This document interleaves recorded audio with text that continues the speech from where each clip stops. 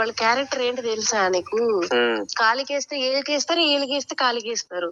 వాళ్ళకి ఏదన్నా ఇప్పుడు ఆమె గురించి వాళ్ళ కూతురు గురించి అన్ని గానం చెప్పింది. వాళ్ళ కూతురికి ఏదన్నా అయితే ఆమె ఊరుకుంటుందా? వాళ్ళలో ఒకటైతారు. నీ మీదకే వస్తారు. పండు బాగున్నప్పుడు ప్రసాద్ నువ్వు చెప్పలేదు ఎందుకు అని అంటే చెప్పొద్దన్నదంటే నమ్ముతారా? ఇప్పుడు ఆమె లేపు అడుగుతారా? ఆమె చెప్పొద్దన్నవే అంటే ఆమె లేచి అవును నేనే చెప్పొద్దన్నదని చెప్పిద్దా లేచి అయిపోతే సంగతి తెలుసుగా. అబ్బా నీకెందుకే దురద? వద్దమ్మా బాగోలేదు నీకు వద్దని చెప్పని ఎట్లా పాలు ఆమె ఫోన్ మాట్లాడుతుంటే పక్కెమ్మట నువ్వు నీరసంగా ఉందండి 2 రోజుల నుంచి అసలు అని పక్కెమ్మట నాలుగైన లేకపోతే అబ్బుగాడికి చెప్పు. అబ్బుగాడు ఫోన్ మాట్లాడేటప్పుడు అబ్బుగాడు వాళ్ళ అమ్మమ్మకి ఫోన్ చేస్తాడు. సరే సరే సరే. ఏది ఇప్పుడు అబ్బుగాడికి తెలియదు కదా బాగోలేదని. అబ్బుగాడికి ఫోన్ మాట్లాడేటప్పుడు అబ్బుగాడితో బాగానే మాట్లాడుతుంది కదా. ఎట్లున్నావమ్మా ఏంటి అని అంటే లేదురా 2 రోజుల నుంచి బాగోట్లేదు. ఇక అమ్మలేమో అక్కడ ఉన్నారు పిలిపించుకోవే అంటేనేమో వద్దు అంటదిరా. నువ్వు జోక్యం చేసుకుని మాట్లాడు ఫోను. పక్కనే కూర్చొని ఇట్లా అంటుందిరా వీడియో కాలేగా వాడు చేసేది ఫోనా? వీడియో కాలే. ఇట్లా అంటుందిరా నీరసంగా ఉందిరా అన్నాం అనుకో అప్పుగాడు చేస్తాడు ఫోను. అమ్మా మా అమ్మకి బాగోలేదంట అమ్మమ్మ వెళ్ళొచ్చు కదా నేను చెప్పి నాడు ఫోన్ చేస్తాడు. నువ్వు డైరెక్ట్ గా వాళ్ళకి చెప్పకపోయినా వీడికి చెప్పినా ఫోన్ చేశాడు. అది వస్తారు కదా వచ్చినప్పుడు 2 రోజులు నీరసంగా ఉంటది కదా వచ్చినప్పుడు ఓపెన్ అవ్వు. ముందు చెప్పకపోయినా అత్తయ్య 2 రోజుల నుంచి బాగోట్లేదు నేను ఫోన్ చెయ్యని అంటన్నా ఏమొద్దు వాళ్ళ కొడుకే ముఖ్యం ఆమెకి వాళ్ళ కొడుకు దగ్గరే ఇట్లా చెప్పు పుల్లేరిసేటట్టు చెప్పు కావాలని. వాళ్ళ కొడుకే ముఖ్యం వాళ్ళ కొడుకు దగ్గరే ఉండాలి వాళ్ళు మనం అని ఏదేదో పిచ్చి పిచ్చి మాటలు మాట్లాడుతుంది దూరం చేసేసుకున్నట్టు మిమ్మల్ని నేను చెప్తాం అనుకుంటానే ఉన్నా. మళ్ళీ నువ్వు ప్రసాద్ ఇట్లా చెప్పిండని మళ్ళీ మా ఆవిడికి చెప్తావేమో అనుకో నేను చెప్పలేదు అత్తయ్య ఇట్లా చేస్తుంది. అది ఎందుకు వచ్చిందో మీ ఇద్దరి మధ్యలో తేడా తెలియదు కానీ మరీ ఎక్కువైపోయింది. అది 2 రోజుల నుంచి అయితే బాగోట్లేదయ్యా హాస్పిటల్కి వెళ్దామంటే వద్దు నీరసంగా ఉంది రెస్ట్ తీసుకుంటా అంటుంది కానీ ఏం చెప్పట్లేదు. నువ్వు వెళ్దాం హాస్పిటల్కి ఇవాళ వెళ్దాము అని రెడీ అయ్యి రేపు వెళ్దాము అనింది అనుకో ఇవాళ నైట్ కంప్లీట్ చేసి వెళ్దామన్నాం అత్తయ్య నువ్వేగా రేపు వెళ్దామన్నావు సరే అన్నాను కదా నేను. మరి ఈ లోపు ఆమెకు అట్లయిన సంగతి మనకు తెలియదు కదా అన్నట్టుగా అనొచ్చు. అట్లా ఇవాళ వెళ్దాంలే సాయంత్రం అంటే పగలు చేసేసి లేదు రేపు పొద్దునే అపాయింట్మెంట్ తీసుకుంటా అన్నప్పుడు చేసేసి ఏమీ తెలియనట్టే ఫైల్ తీసుకుని అపాయింట్మెంట్ కూడా తీసుకొని వచ్చి నీకేం తెలియనట్టుగా తర్వాత జరిగింది. నమస్తే అండి, నేను ముక్కాంల తేజశ్రీ. నేను హైదరాబాద్లో సాఫ్ట్వేర్ ఉద్యోగం చేస్తాను. మా తమ్ముడు ముక్కాంల నగేష్ బాబు, తను లండన్లో ఎడ్యుకేషన్ కోసం వెళ్ళాడు. అయితే మా అమ్మగారు మే 19, 2025లో మరణించారు. ఆ విషయం తెలిసి నేను హైదరాబాద్ నుండి ఆ రోజు రావడం జరిగింది. మా తమ్ముడు నెక్స్ట్ డే లండన్ నుండి బయలుదేరి రావడం జరిగింది. అయితే నార్మల్గా ఎలా అయితే కార్యక్రమాలు జరుగుతాయో అలానే కార్యక్రమాలు జరిగాయి. జరిగిన తర్వాత కొంతకాలంకి మా నాన్నగారు ముక్కాంల ప్రసాద్ చౌదరి ఆయన బిహేవియర్లో మాకు కొంచెం చేంజ్ రావడం గమనించి ఆయన మా అమ్మగారు చనిపోయిన తర్వాత కూడా ఆయన సంతోషంగా ఉండడం, వేరే వాళ్ళతో కాల్స్ కొంచెం ఎక్కువ టైం మాట్లాడడం, ఇలాంటి కొన్ని బిహేవియరల్ చేంజెస్ మేము గమనించి ఒకరోజు మా తమ్ముడు మా నాన్నగారి ఫోన్ చెక్ చేయడం జరిగింది. చెక్ చేస్తే ఆ ఫోన్లో మాకు చాలా దారుణమైన నిజాలు బయటపడ్డాయి. ఆకునూరు ఝాన్సీ అండ్ మా నాన్నగారు ఇద్దరు కలిసి మా అమ్మగారిని ఎలా చంపాలి అనే కుట్రకి ప్లాన్ చేసి ఝాన్సీ చెప్పే ఇన్స్ట్రక్షన్స్పై ఎలా చంపాలో అలా చేశాడు. సో ఆ తర్వాత మాకు అర్థమైంది ఇది న్యాచురల్ డెత్ కాదు, చాలా దారుణమైన హత్య అని. ఆ తర్వాత మా తమ్ముడిని లండన్ వెళ్ళిపోమని చాలా ఫోర్స్ చేశాడు. మా తమ్ముడిని కూడా ఇలా లండన్లో చంపాలి అని ప్లాన్ చేశారు. మాకు ఆ రికార్డింగ్ కూడా విన్న తర్వాత మాకు చాలా భయం వేసింది. కొంతకాలం తర్వాత ఇది మాకు అసలు ఎలా తీసుకోవాలో అర్థం కాలేదు. ఇది ఎవరికి చెప్పాలో ఎలా చెప్పాలో మాకు తెలియలేదు. కొంతకాలం తర్వాత మేము మా బంధువులకి చెప్పుకున్నాము, మా మేనమామలకి మా అమ్మమ్మ తాత వాళ్ళకి చెప్పుకున్నాము. చెప్తే వాళ్ళు ఇది చాలా దారుణమైన హత్య అని చెప్పి మేము సరే ఇది కంప్లైంట్ ఇద్దాము అని అనుకొని మేము పోలీస్ స్టేషన్కి వెళ్ళి కంప్లైంట్ ఇద్దాం అనుకున్నాము. అయితే పోలీస్ స్టేషన్లో వాళ్ళు అంతగా మాకు రియాక్ట్ అవ్వలేదు. సో మేము ఎస్పీ గారిని కలవడం జరిగింది. ఎస్పీ గారు కూడా మాకు రియాక్ట్ అవ్వకపోతే మేము లోకేష్ గారిని పవన్ కళ్యాణ్ సార్ని కలుద్దామని అనుకున్నాము. బట్ ఎస్పీ గారు మాకు రెస్పాండ్ అయ్యారు. సరే అని అక్కడ నుండి ఇంకా కేసు మూవ్ ఆన్ అయ్యింది.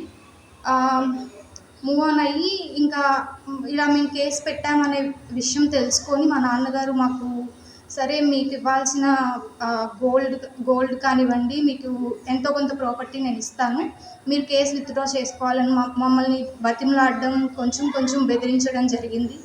మాకైతే చాలా భయం వేసింది ఆయన బిహేవియర్ పట్ల. సరే అని చెప్పి మేము ఇంకా ఆయన తీసుకెళ్ళి మాకు కొంత ప్రాపర్టీ అది ఇలా కేసు పెట్టామని తెలిసి ఆయన ఇనిషియేటివ్ తీసుకొని మాకు కొంత ప్రాపర్టీ రాసి ఇచ్చారు. ఎంత రాశారు ఏంటి అనేది మాకు ఐడియా లేదు. సో మేము కూడా ఇంకా సరే ఇది ప్రాపర్టీ రాసి ఇచ్చారు కదా, మేము కూడా విత్డ్రా చేసుకుందాం కేసు అని అనుకున్నాము. ఈలోగా అరెస్ట్ అయ్యి పోలీస్ వాళ్ళు ఆయన్ని ఇంటికి తీసుకురావడం జరిగింది. అప్పుడు మాకు అర్థమైంది ఓకే ఇంకా అరెస్ట్ చేశారు అని. ఇంకా అరెస్ట్ చేసిన తర్వాత వాళ్ళ ప్రొసీజర్స్ ప్రకారం వాళ్ళు సీన్ రీక్రియేట్ చేసుకొని ఎలా చేశారు ఏంటి అనే ఇంట్రాగేషన్స్ చేసుకొని ఆయన అరెస్ట్ చేయడం జరిగింది. జరగకూడదు, ఏ ఇంట్లోనూ జరగకూడదు అని మేము ఇలా మీడియా మీదకి వచ్చి మీతో మాట్లాడడం జరుగుతుంది. ఇది చాలా దారుణమైన హత్య. మమ్మల్ని కన్న తండ్రి తల్లిని చంపాడు అంటే అది అసలు మేము తీసుకోలేకపోతున్నాము. సో మీ నుంచి మాకు మీడియా వాళ్ళ నుంచి కానీ పోలీస్ వాళ్ళ నుంచి కానీ మాకు సపోర్ట్ కావాలి అని కోరుకుంటున్నాము. అలాగే ఈ కుట్రలో మాకు వీళ్ళిద్దరే కాదు ఇంకొక 2-3 మీద కూడా వాళ్ళ సపోర్ట్ కూడా ఉంది అని అనుమానంగా ఉంది. సో అది కూడా చూద్దాం, నెక్స్ట్ ఇంట్రాగేషన్లో ఏమైనా బయటకు వస్తుందని చూద్దాము. సో మాకైతే మీ సపోర్ట్ చాలా కావాలండి. మాకు బయట మేము ఏ ఇష్యూ వస్తుందో ఏం ఫేస్ చేయాలో తెలియట్లేదు మాకు. సో మీ సపోర్ట్ మాకు చాలా కావాలి. తెలియదు, ఇలాంటివి ఏ హౌస్ లో జరగకూడదు, ఏ కుటుంబానికి కూడా ఆవిడ బ్యూటీషియన్ అండి, మా ఇంటికి వచ్చి బ్యూటీషియన్గా చేసేవారు. సో అలా వాళ్ళకి లీగల్ కాంటాక్ట్ అలా బిల్డ్ అయింది. ఎప్పుడన్నా వచ్చేవాళ్ళు ఏమన్నా ఫంక్షన్స్ పరిచయం ఉందండి. అంతకుముందే అనుమానం రాలేదండి, తర్వాతే ఎప్పుడైతే మనకి ఇది తెలిసిందో అప్పుడే అనుమానం వచ్చి మా అమ్మని చంపేశారు, చనిపోయింది కాదని చెప్పి, న్యాచురల్ డెత్ కాదని చెప్పి అప్పుడు మేము దాన్ని తీసుకున్నాం. వాళ్ళు ఎలా మాట్లాడారు ఏంటో అన్నీ ఉన్నాయి. ఝాన్సీ గారు అది గొప్ప క్లారిటీ మా దగ్గర లేదు. వాళ్ళు ఏమని ప్లాన్ చేశారంటే మీరు చంపితే ఇంట్లో ఎవరు ఉండకుండా చంపితే వాళ్ళకి డౌట్ వస్తుంది. సో మీ అత్తమామని పిలిపించి వాళ్ళు ఉండగానే చేస్తే ఎవరికి డౌట్ రాకుండా ఉంటుంది. సో ఇది న్యాచురల్ డెత్ కింద మనం క్రియేట్ చేయొచ్చు. సో ఎవరికి అనుమానం రాదు కాబట్టి మన మీదకి ఎవరు రారు, మన ఎవరు నిలదీసి అడగరు. సో అని చెప్పి ప్లాన్ చేసుకుని చేశారు. సో ఎలా చేశారు ఏంటో ఒకసారి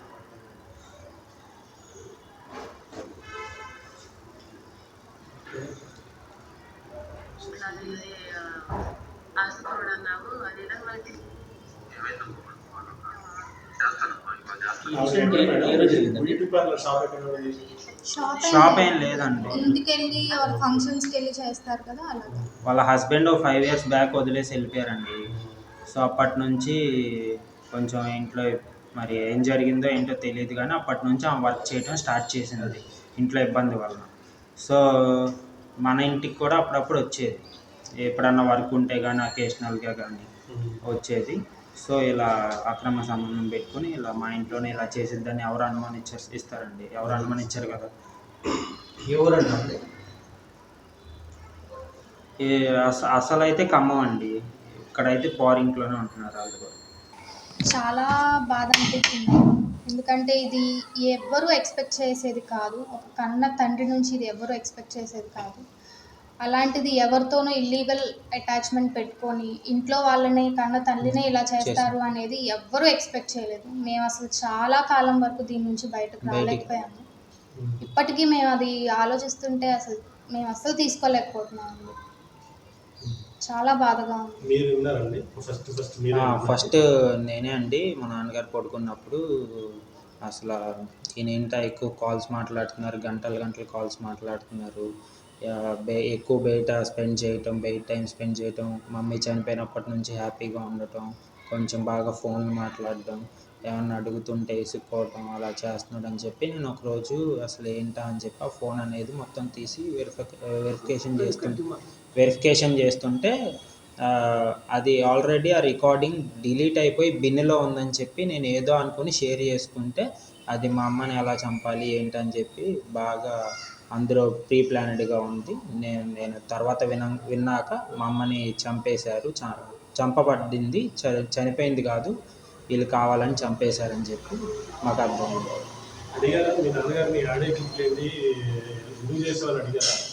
ఇవన్నీ మేము ఆయనతో ఏమీ డిస్కస్ చేయలేదు.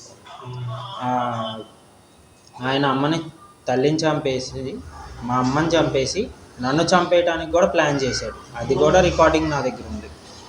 లండన్ నుంచి రానియకుండా చేద్దామని చెప్పి ప్లాన్ చేశాడు.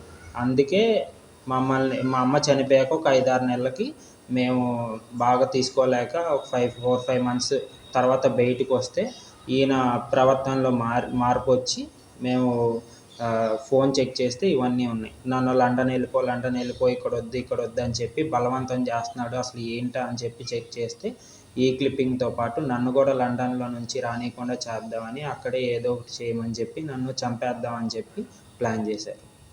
మీ అమ్మగారిని అంటే ఇప్పుడు అక్కడ సంబంధం ఉంది కాబట్టి మిమ్మల్ని మరి నన్ను నేను ఒక్కడనే ఇంట్లో కొడుకుగా గట్టిగా అడిగేది తండ్రిని మాత్రమే కదా. కూతురు ఎలాగూ కొంచెం మాట్లాడలేరు, కొంచెం భయపడతారు, కొంచెం గట్టిగా నిలబడేదంటే కొడుకు ఒకళ్ళే కాబట్టి సో కొడుకుని కూడా రానికుండా చేస్తే వాళ్ళిద్దరు ఇక్కడే ఉండి ఎంజాయ్ చేసుకుంటూ ఉండొచ్చు. అదే కొడుకు పక్కన ఉన్నప్పుడు ఎంజాయ్ చేయడానికి కుదరదు కదా, ఫ్రీగా ఎంజాయ్ చేయలేరు. కొడుకు ఇంటి దగ్గర ఉంటే ఏదో ఒకటి చేస్తాడు, మా అమ్మ చనిపోయాక మనోడు హ్యాపీగా ఉన్నాడని చెప్పి వాళ్ళు ఆలోచిస్తారు. కాబట్టి అందుకని చెప్పి నన్ను కూడా లండన్ నుంచి రానియకుండా అక్కడే ఏదో ఒకటి చేసేద్దాం అని చెప్పి ప్లాన్ చేశారు. అయితే తిను లండన్ వెళ్ళింది కూడా మా అమ్మగారు చనిపోయే ఒక 1 month లోపునే వెళ్ళాడు లండన్ ఎడ్యుకేషన్ కోసం. అది కూడా తనకి ఇష్టం లేకపోయినా ఆయన ఫోర్స్ తోటే లండన్ చదువుకో అని చెప్పి ఆయన ఫోర్స్ చేస్తేనే వెళ్ళడం జరిగింది. ఇతను వెళ్ళిన తర్వాత ఒక 20-25 daysకి మా అమ్మగారు చనిపోయారు. చనిపోయిన తర్వాత ఇలా వచ్చి ఇంకా అప్పటి నుంచి ఇక్కడే ఉన్నాడు. తను కూడా ఎడ్యుకేషన్కి ఏం వెళ్ళలేదు. అయితే మా అమ్మగారు ఎప్పుడైతే చనిపోయారో అంతకుముందు ఒక 6-7 months ముందే ఈ హౌస్ కూడా ఇంతకుముందు మా అమ్మ పేరు మీద ఉండేది. ఆయన పేరు మీద మార్పిచ్చేసుకున్నాడు. సో మార్పిచ్చేసుకున్నాడు అని చెప్పి మనకి తెలియదు. మాతో సిగ్నేచర్స్ చేయించుకున్నారు. జస్ట్ ప్రాపర్టీ అనుకున్నాం. ఎంతైనా తల్లి ఎవరు మమ్మల్ని మోసం చేస్తారని మేము ఆలోచించక మేమే ఏ రోజు ప్రశ్నించలేదు. సో ఈ వీడియో క్లిప్పింగ్ దొరికాక మేము ఇవన్నీ క్రాస్ చెక్ చేసుకుంటుంటే మొత్తం కోఇన్సిడెన్స్ అయినాయి. అందుకని అనుమానంతో. మీ ఫాదర్తో రిలేషన్ ఎలా ఉండేది మీకు? బాగానే ఉండేది. వరకు బాగానే ఉండేవాళ్ళు, నటించారు. అది మాకు అర్థం కాల. తండ్రే కదా, ఎప్పుడు ఉండేలానే ఉండేవాళ్ళు కానీ నటించారు. ఇప్పుడు ఆ వీడియోలో కూడా మీరు విన్నారు కదా. అదండి, మీ మీడియా వల్ల కానీ అందరి వల్ల మాకు హెల్ప్ కావాలి. మాకు మా నాన్నగారితో భయం ఉంది. మా అమ్మని కోల్పోగా మేము బాధపడుతున్నాము, చాలా బాధపడుతున్నాం. మీడియా వాళ్ళు కానీ పోలీస్ తరపున కానీ అందరూ మాకు సపోర్ట్ చేసి మా వెనకాల నుంచొని మా నాన్నగారికి శిక్ష పడాల్సిందిగా కోరుకుంటున్నాను. చరిత్ర సృష్టించినోడు ఇప్పుడు ఆ చరిత్రని తిరగరాయబోతున్నాడు. అబద్ధాల గోడల్ని బద్దలు కొట్టి నిజాలను రాగా మీ ముందుంచబోతున్నాడు. నిజమైన వార్తల కోసం వెంటనే డౌన్లోడ్ చేసుకోండి రా యాప్ని.